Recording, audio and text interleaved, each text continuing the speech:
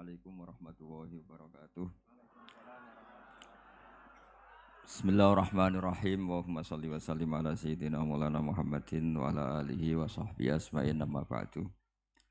Ingkang sangat kula hormati Ibu Nyai Hajah Zakiah Miskiyah, Imam Yahya, sedanten para putra-putra Gus Imam, wonten Gus Reza, Gus Iim, Gus Nabil, Gus Izul, Habib Muhammad Al-Habsyi, Gus Kawula Kiai Haji Abdul Rauf Maimun Zubair, ingkang kula hormati, para santri yang sangat kami cintai.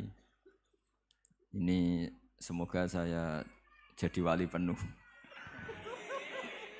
Karena malam ini malam yang saya benar-benar tawaduk.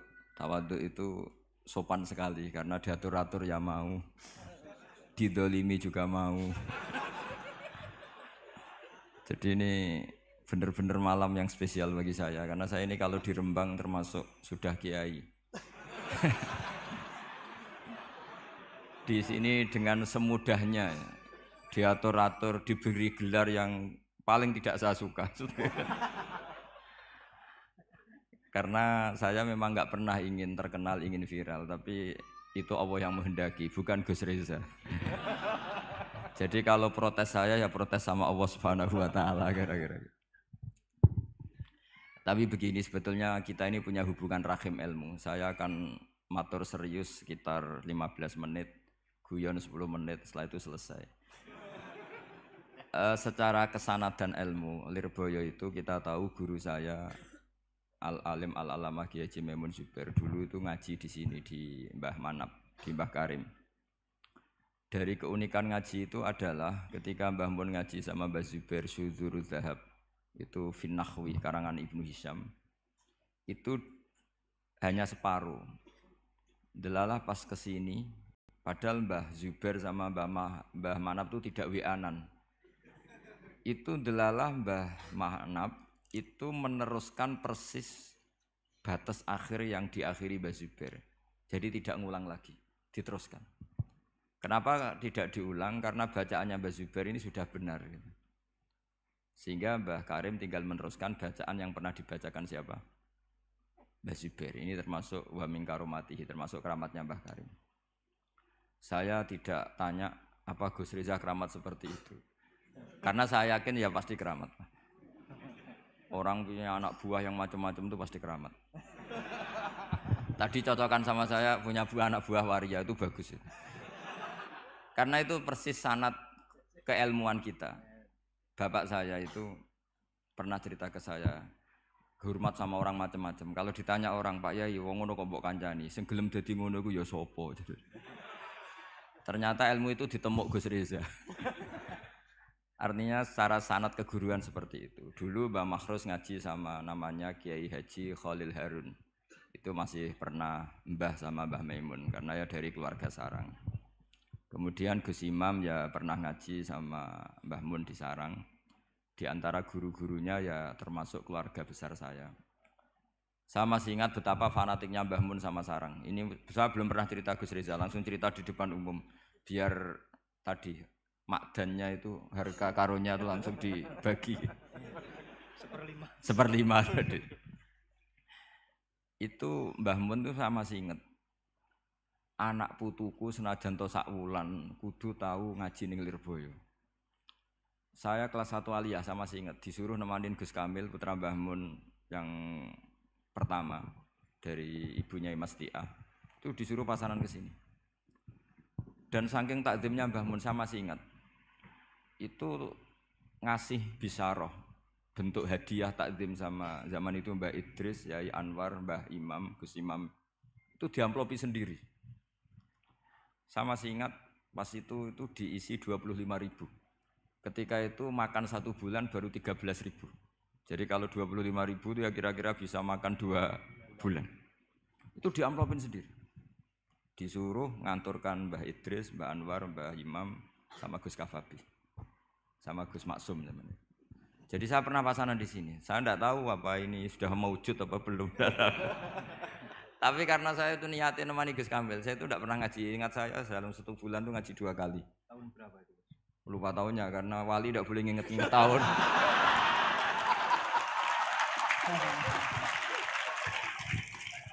Nah, pokoknya kelas 1 alia. Nah pas itu Gus Imam tuh baca kalau nggak salah Jurumiyah kalau habis subuh. Nah kita ini santri sarang yang seringnya habis subuh itu tidur. Jadi dalam 1 bulan hanya ngaji 2 kali. Tak pikir hanya saya, ternyata Gus Kamil juga sama. Pas itu ngaji itu bab tamyiz, saya masih ingat bab tamyiz. Saya sudah termasuk pinter Gus, sudah pinter, sudah pinter. Karena saya sudah lihat. Tapi saya tetap ngaji karena ingin dapat barokahnya Gus Imam pasangan. Karena memang disuruh Mbah Mun. Anak putuku senajan 1 bulan harus pernah ngaji si Lirboyo. Bulan berikutnya, bulan Ramadan berikutnya Gus Ghafur. Yang saya paling mengenang dari ngajinya Gus Imam bilang gini pas bab tamyiz. Pokoknya tamyiz itu gampang. Mestinya kan al-ismu, al-mansubu, terus al-mufassiru, Imam Bahama minal dawat ya. Ini mau salah kok malu. Dawat apa ya? Dawat ya sudah itu minal dawat. Yakin sekali. Karena masih jurumiyah. Nanti kalau sudah khudori mungkin ngeper sudah.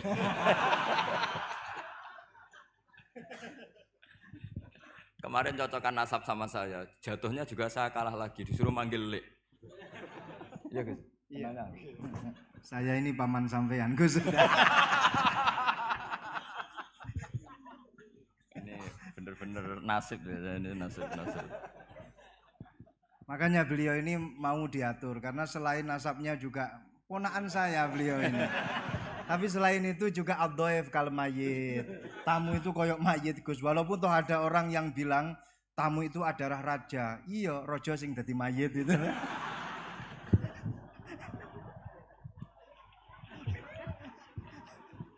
Kok ada Gus seperti ini tuh saya juga.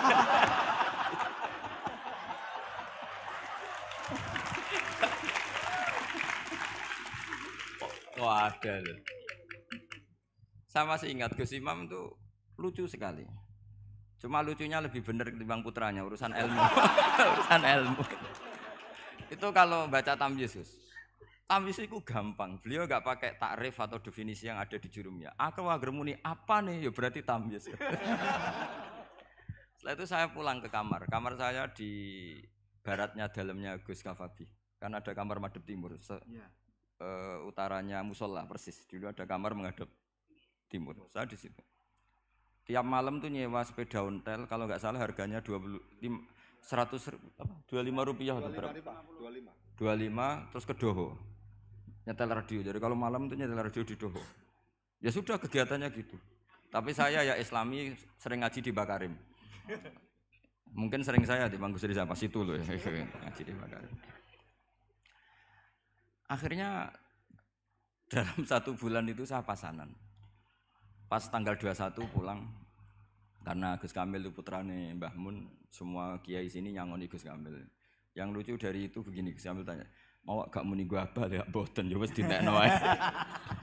Hanya tadi beliau gak bilang untuk abah tuh mboten ya berarti sungguh jajan ae gitu. Karena yang dari Mbah Mun ke kita itu jelas ini untuk ini itu. Sehingga kita tidak berani pakai. Saman komanan Gus. Tadi humus tadi apa seperlima tadi. Gak tulus ya. Nggak, ini cerita ilmu, enggak berapa tadi? Tulus. Biar jenengan tahu bahwa sanad saya dengan Gus Reza ini zuriyatam ba'duha mim ba'd. Apalagi sekarang Gus Iim ini tadi cerita-cerita ke saya dapat generasi keempat dari Kiai Mahfud. Jadi istrinya Gus Iim binti Kharir bin Muhammad bin Mahfud. Mbah Mahfud itu tokoh yang sangat-sangat diidolakan oleh Mbah Maimun Zubair. Karena ketika ada Alfiyatus Sirahnya Imam Suyuti, itu tidak ada yang bisa mensarai. Sampai datang seorang termas. Kalau beliau mungkin tidak bilang orang termas, mbahnya istri saya. Gitu. Karena kalau termas beliau nggak keren, itu mbahnya istri saya. Jadi kalau nggak ngandalkan diri sendiri, yang ngandalkan istrinya. Nah, itu enggak masalah, seperti itu juga masalah. Allah itu baik. Keramat gandul karo bojone. Iya, keramat gandul. Keramat gandul karo bojone. Muga-muga keramate tetep aja sampai cuman gandule tok.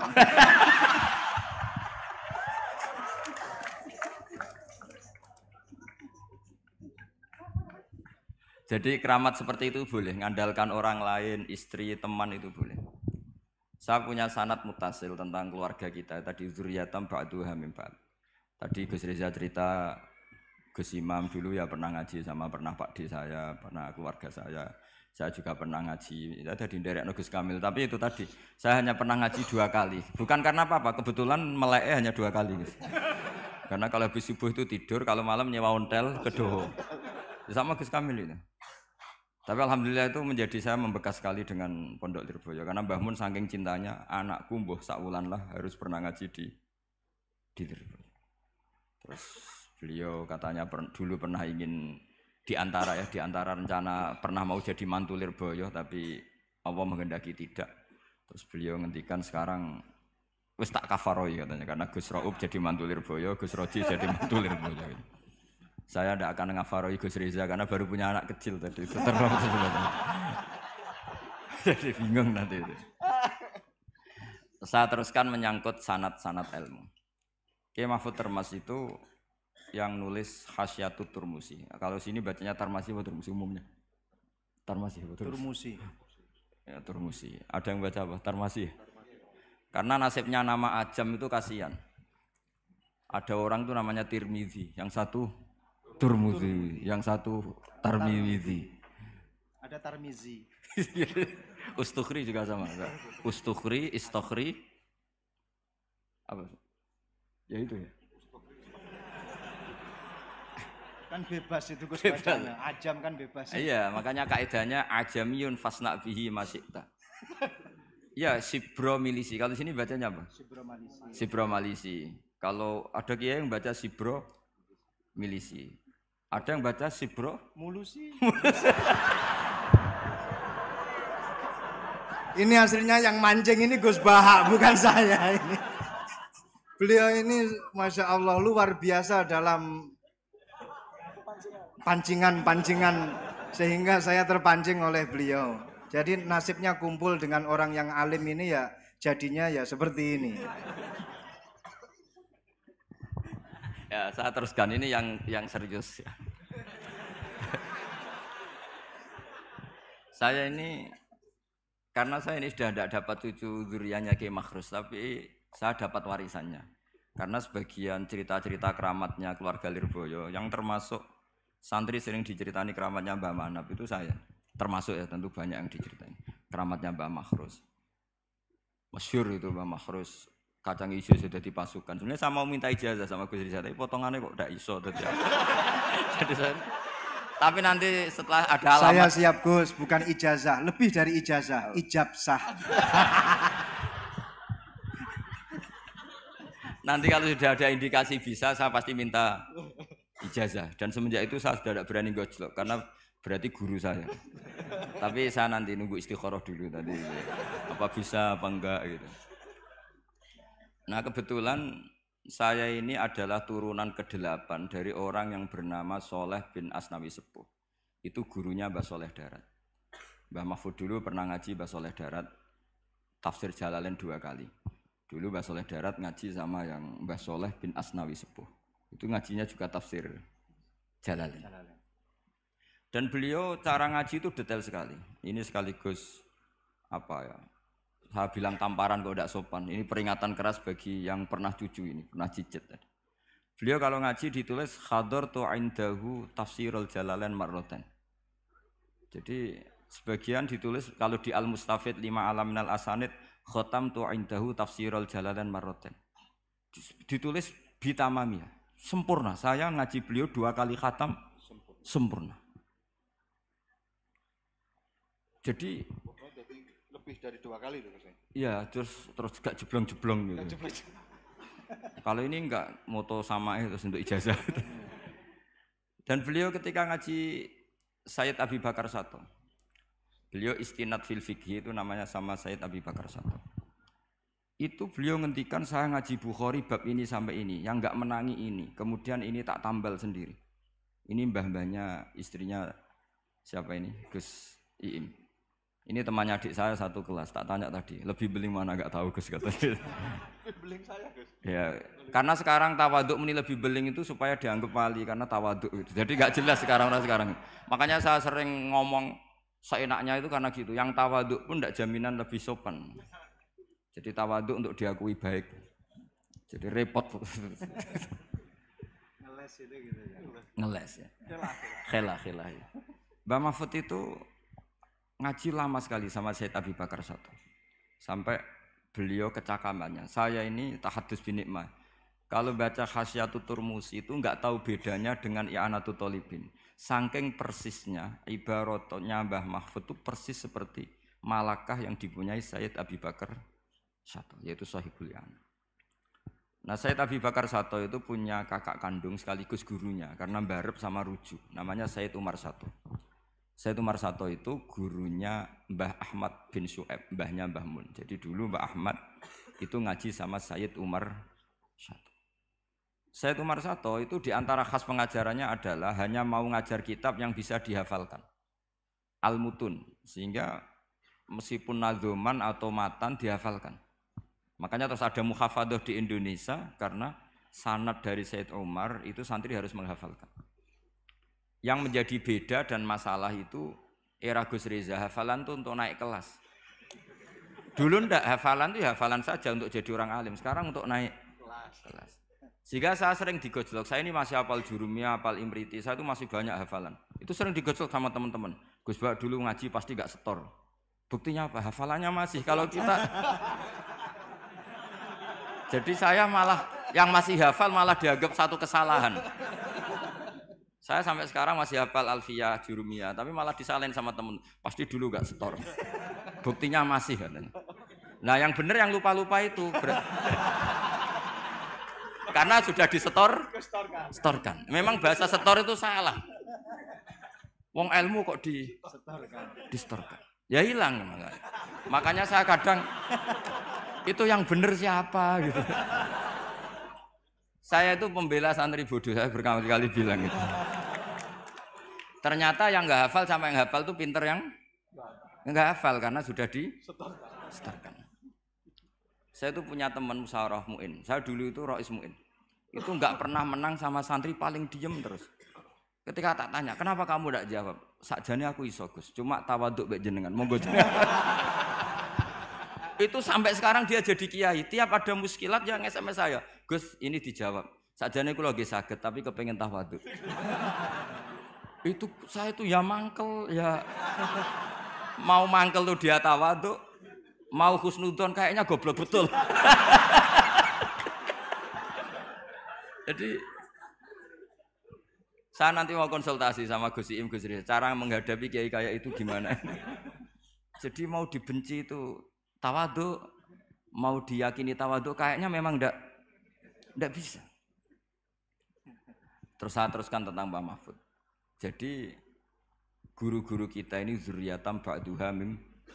Saya sampai sekarang ngaji di Pondok Damaran, itu pondoknya generasi ke-7-8. Itu juga mbah-mbahnya keluarga mana?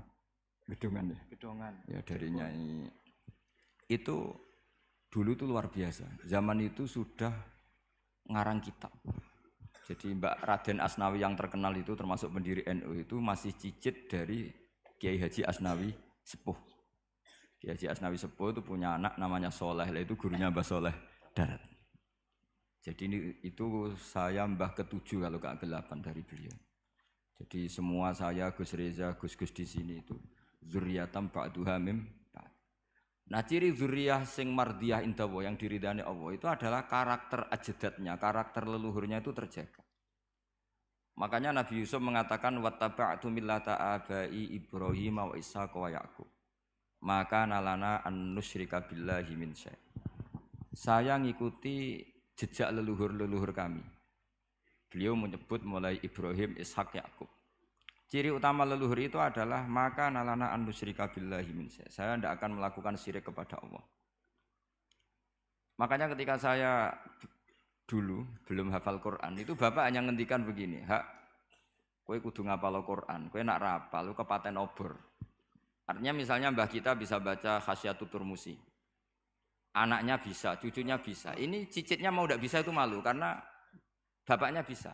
Sekali bapaknya tidak bisa, anaknya ini punya alasan, bapak aja tidak bisa. Ini bukan nyindir, perintah. Ya, saya ini bukan nyindir, tapi apa? Perintah. Siap 86. Siap 86. Jadi kalau saya tidak hafal Quran, bapak saya itu hafal Quran, bapak saya, buyut saya itu hafal Quran. Itu sekali saya tidak hafal, maka anak saya punya alasan tidak hafal karena bapaknya tidak hafal. Untuk supaya anak ini tidak punya alasan, bapak ini harus jaga tradisi itu. Wattaba'tu millata abai. Jadi kalau Gus Riza bisa bahasa Arab, bisa bahasa Inggris, anaknya itu bisa bahasa Mandarin nanti. Karena sanad ini harus musalsal. Saya bayangkan orang itu tidak akan bakas Mbah Zubair andaikan Mbah Mun tidak salim itu. Pasti bisa saja Mbah Zubair itu nasya mansia, dilupakan. Andaikan Kiai Makhrus, Gus Imam, Kiai Makhrus tidak seperti ini, maka orang juga tidak bakas Mbah Karim. Sampai Mbah Karim dihormati sedemikian rupa karena zuriyahnya meneruskan tradisi beliau sampai seperti ini, yaitu mengkhidmati para santri. Sekali Gus Reza dagangan, Wis dagangan ya. Wis. Apalagi dagangan sarung BHS. Itu sudah masalah ya. Makanya saya alhamdulillah menjadi masalah, itu peringatan. Memang itu enggak wilayahnya. Jadi zurriyatam ba'duha mim. Sekali karakter ini hilang, maka akan hilang seterusnya. Saya punya pengalaman agak rohani, nanti bisa ditasih Gus Riza. Nanti setelah saya, beliau tak beri hak ngendikan karena paman tadi. Kalau kita punya mbah alim alamah, bapaknya alim alamah, kemudian kita ini dagangan, terus itu ngalor ngidul, orang akan ngira bapak kita seperti itu. Karena teori orang Jawa, kacang ora adoh songkolan jarang. Jadi yang menstatuskan para leluhur kita adalah kita. Sekali kita ini meleset, tadi kata Gus Reza yang asyaki tadi ya, asyaki adalah orang yang keluar dari rel mbah-mbahnya. Maka status kembahnya akan hilang.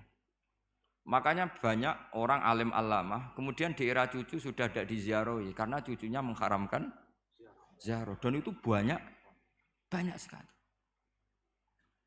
Jangan-jangan mbah-mbahnya bisa baca Ikhya, cucu-cucunya tidak bisa, terus bilang, "Wong penting itu ilmu modern. Ilmu itu tidak penting." Akhirnya ya sudah, orang lupa lagi. Karena mbahnya sudah tidak dikholi, tidak dikenang. Itu yang paling bahaya dalam status zuriyah. Sehingga Nabi Ibrahim itu diselamatkan oleh Allah, yaitu dengan mengutus Nabi Muhammad SAW yang beliau adalah min khalisi sulalati Ibrahim al-Khalil. Sehingga Nabi Muhammad yang meluruskan itu. Enggak benar kalau Ibrahim adalah Yahudi. Karena Yahudi itu adalah marga atau aliran atau milah, terserah, karena itu ada perdebatan. Setelah Ibrahim jauh, yaitu Yahuda bin Yakub bin Ishak bin Ibrahim. Ketika Rasulullah debat terbuka dengan pakar-pakar Yahudi, orang-orang Yahudi bilang, Ibrahim itu Yahudi ya? Terus Allah memberi firman kepada Rasulullah SAW, ha antum haula'i hajastum fi ma lakum bi ilm falimatu hajuna fi ma laysa lakum bi ilm. Ini perdebatan sudah tidak fair, tidak objektif. Saya, kata Nabi Muhammad, berdebat secara ilmiah bahwa Ibrahim tidak mungkin Yahudi, pengikut Yahuda maksudnya. Tapi kamu berdebat secara sangat tidak ilmiah karena kamu mengatakan Ibrahim pengikut Yahudi. Yahudi dari Yahuda. Kenapa tidak ilmiah? Itu sama dengan mengatakan Mbah Manap itu pengagum Gus Reza. Itu kan salah besar.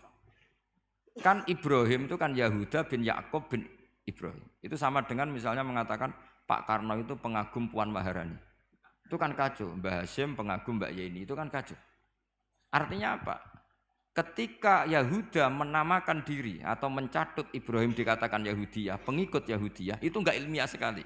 Karena Ibrahim generasinya jauh sebelum Yahuda. Makanya lamim ba'di. Padahal Taurat dan Injil diturunkan setelah Ibrahim. Bagaimana mungkin di kepalanya di masjid, kakinya menyentuh sinagog. Yang Nabi Yusuf malah hampir semuanya di sinagog. Yang parah Yakub semuanya di sinagog. Karena Yakobus tadi. Artinya gini, saya dulu sebagai pengkaji tafsir, itu ya iskal itu janggal. Maka anak Ibrahimu Yahudiyah wala Nasroniyah. Ibrahim itu tidak Yahudi ya tidak Nasrani. Itu kan satu pujian yang sangat aneh. Itu kan sama dengan mengatakan Bahak itu ya ora PKI, ya ora komunis, itu kan aneh. Masa Ibrahim Khalilur Rahman hanya distatuskan ya tidak Yahudi, tidak Nasrani. Tapi setelah saya ke makom beliau, ternyata ada artefak fisik atau suasana fisik yang beliau bisa saja dianggap Yahudi karena makamnya di sinagog. Sama, andai kan Mbah Karim tidak punya cucu-cucu kayak Gus Imam, kayak Gus Reza. Terus makomnya nyun sewu gak kerumat. Makomnya Mbah Zubair misalnya gak kerumat. Orang akan mengatakan tuh makom awam. Sehingga ndak ingin meneladani. Jadi putu ya berat. Mulane jenengan dongakno. Nggih, kula suwun sekali-kali kula ngomong serius niki dongakno. Nah kula mboten perlu dongakno, gak ono ponakan dongakno paman.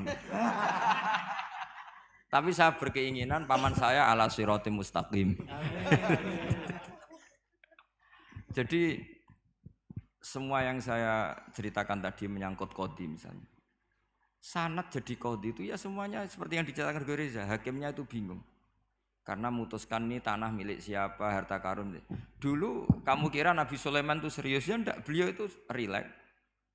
Tapi kalau punya keputusan itu gitu, ada dua perempuan. Ya sebut saja dalam tafsir-tafsir misalnya Soghirah sama Gabirah. Sama punya anak kecil ya, karena masih keluarga anaknya itu mirip.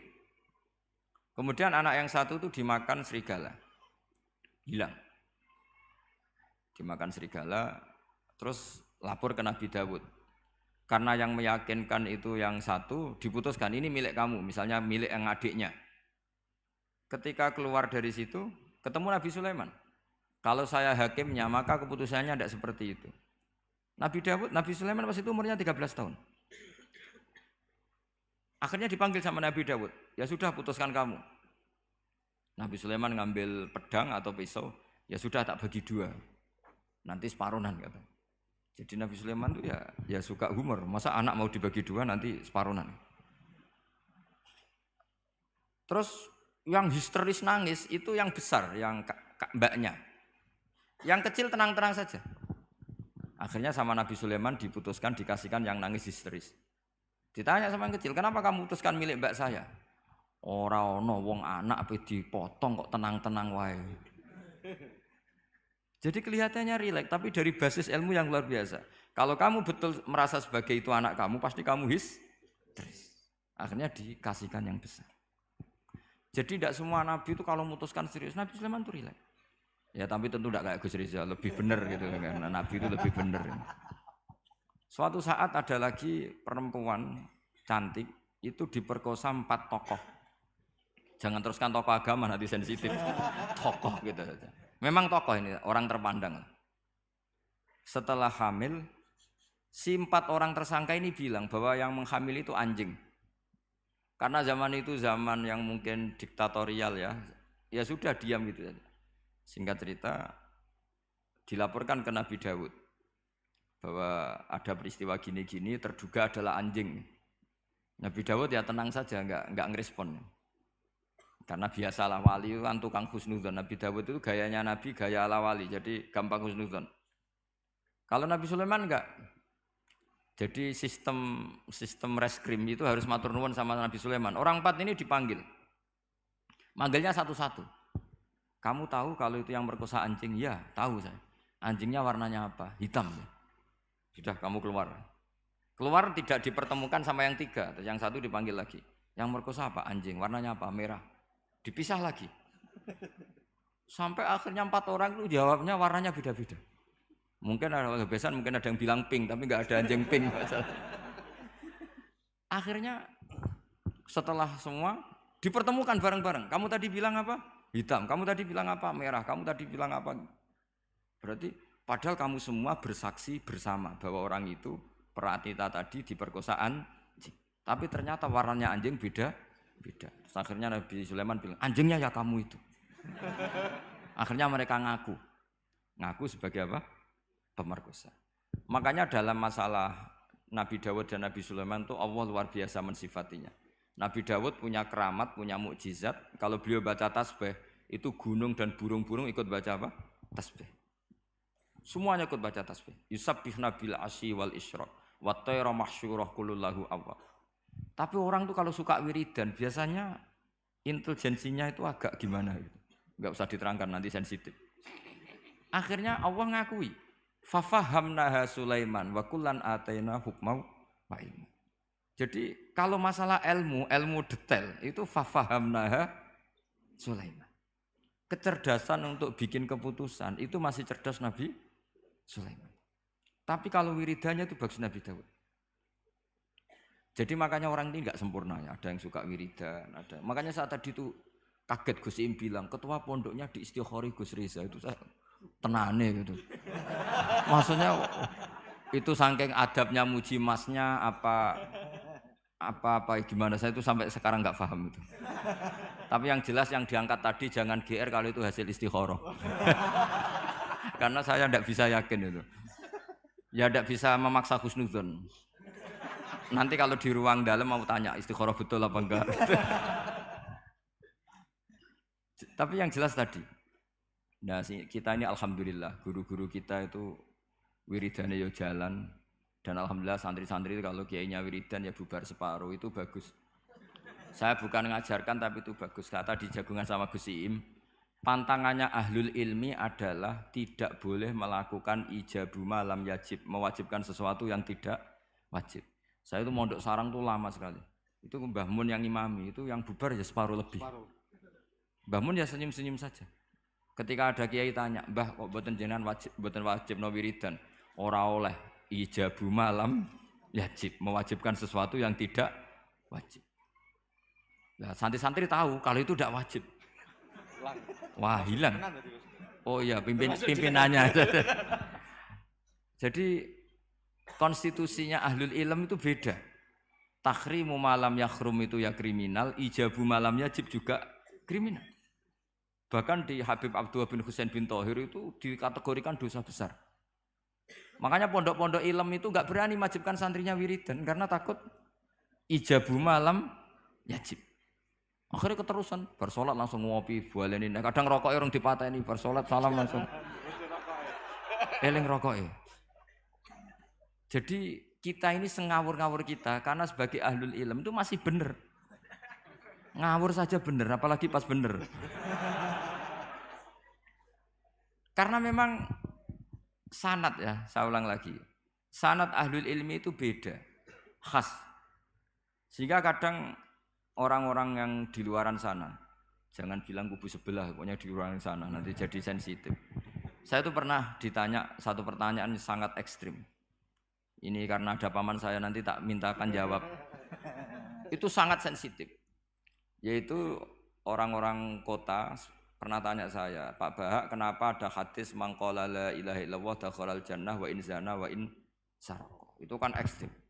Kok kayak Islam itu membolehkan zina? Karena yang pernah zina pun asal melafadzkan la ilaha illallah pasti dakhalal jannah. Saya kebetulan pas itu ya kok pas pinter Gus Riza. Jadi ya bisa jawab. Terus saya bilang gini, justru saya bilang hadis itu menunjukkan satu kaidah ilmiah yang luar biasa, yaitu kebenaran yang absolut itu tidak boleh terganggu oleh perilaku sosial. Misalnya saya ditanya 1 tambah 1, pasti tak jawab 2. Lonte ya jawab 2, maling ya jawab 2, koruptor ya jawab 2. Karena kebenaran absolut itu tidak boleh diganggu oleh status sosial. Sehingga orang yang pernah zina pun melafadzkan 1 tambah 1 2 ya sah. Yang ketua wali juga sah, wali biasa ya sah, setengah wali juga sah. Karena kebenaran absolut adalah kebenaran yang siapapun pasti mengatakan demikian. Yang ketangkap KPK ya bilang 1 tambah 1 2, KPK-nya bilang 1 tambah 1. Nah, eksistensi bahwa Allah sebagai Tuhan itu eksistensi yang absolut. Sehingga harus sah meskipun dikatakan orang yang berzina. Akhirnya saking keramatnya Gus, terus nganggep pulau guru nih, terus ngaji sama saya sampai sekarang. Nah saya berharap produk-produk al-makhrusiyah itu sampai seperti itu. Jadi ada saat di mana kita maknani wa in zana ini bukan urusan melegalkan zina atau menganggap biasa zina, enggak. Tentu zina itu sangat buruk. Innahu kana fahisyah wa sa'a sabila, buruk sekali. Tapi ada konteks di mana absolutisme kebenaran itu tidak bersyarat apapun. Sehingga orang yang kafir puluhan tahun, mungkin ratusan tahun, ketika melafadzkan la ilaha illallah berarti sudah sah menjadi muslim. Karena kalimat ini adalah kalimat yang orang kafir dengan kalimat itu menjadi muslim. Sebab itu kita pasti menolak faham takfiri. Faham yang mudah mengkafirkan orang lain. Karena logikanya gampang. Wong kalimat ini yang kafir saja menjadi muslim. Lagi sing tukang wiridan la ilaha illallah malah dianggap kafir. Iku tahu mikir, tahu orang kan kira-kira seperti itu. Jadi ya sekali-kali so serius. Ben pamane bangga ponakane alim.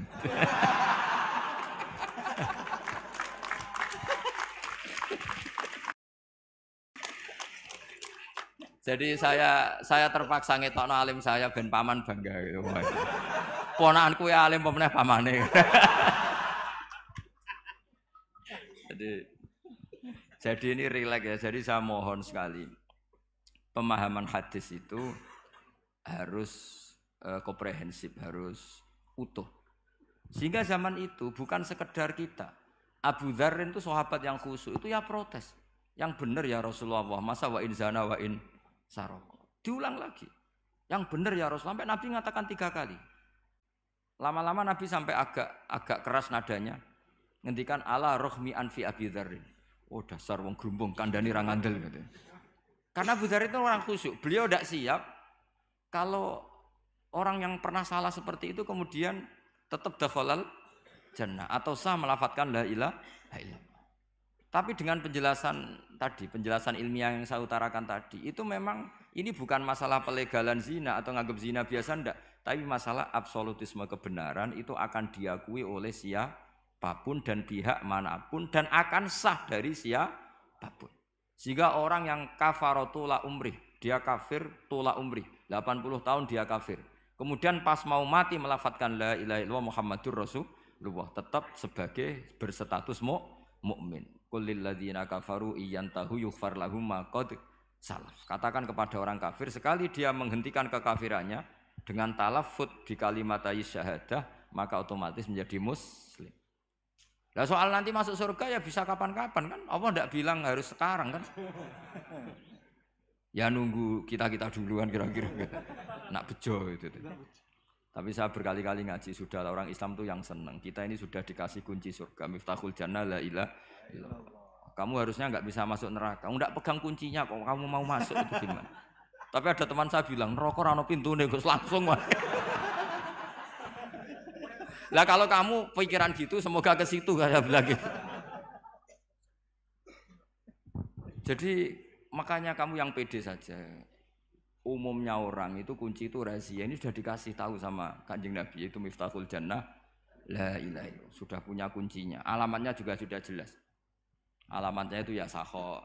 Karena kalau as-sakhiyu qaribun minallah qaribun minal jannah. Kalau sampean kepengin tahu alamat neraka ya bakhil tadi.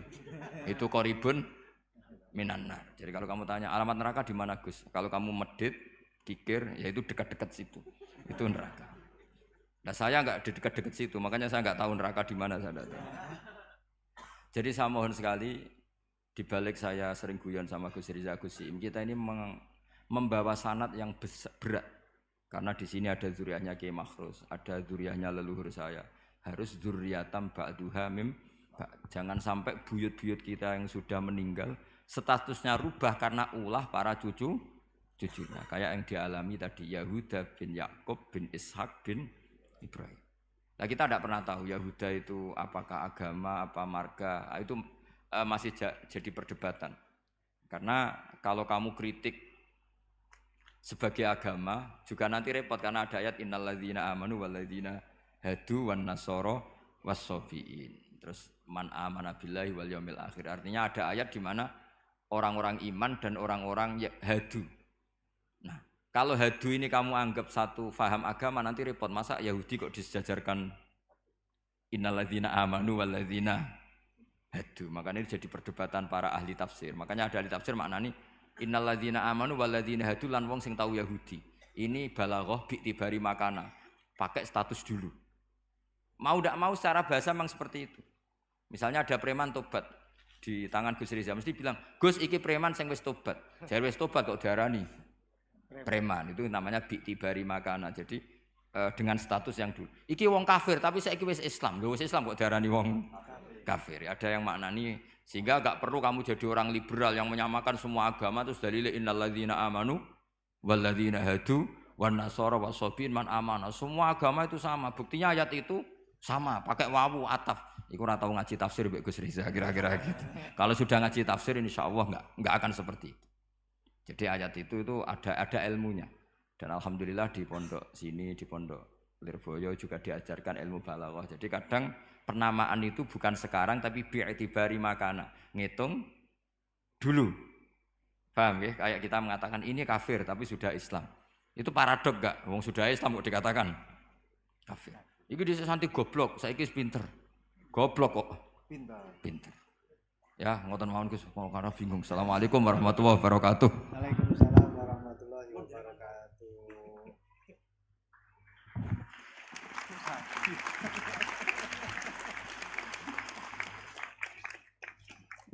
Matur suwun dateng ponakan kawula ingkang kawula mulyakaken. Saya disuruh meneruskan oleh beliau. Saya nanti kalau meneruskan apa yang didawuhkan oleh beliau, khawatir terbukti apa yang beliau dawuhkan.